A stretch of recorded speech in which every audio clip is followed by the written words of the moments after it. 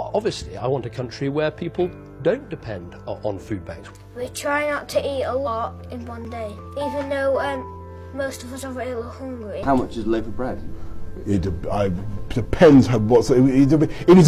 I can tell you the price of a bottle of champagne. I want people with more money to understand why it's with less money. You have a contract Yeah, I do. with a national newspaper worth £250,000 a year. Chicken feed, yeah, okay. Chicken feed? Now, listen. Sometimes we do struggle to buy food a bit, and it's very hard when you don't have very much money. The typical user of food bank is not someone that's languishing in poverty, it's someone who has a cash flow problem episodically.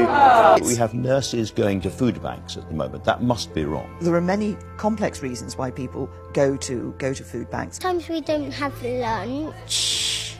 If we don't have money, we can't buy that stuff for lunch. There's not this massive use for food banks in this country. We've got generation after generation who cannot cook properly, they can't cook a meal from scratch, they cannot budget. Mums know what the best thing to give their children, and they just can't afford to do it. By going for some of the sort of value brands rather than own branded products, they can actually sort of contain and manage their household budget. What is wrong is the concept that the people who are on the lowest incomes, who are choosing between whether they freeze or starve, don't know that and don't do that. Elsie has now resorted to eating one meal a day.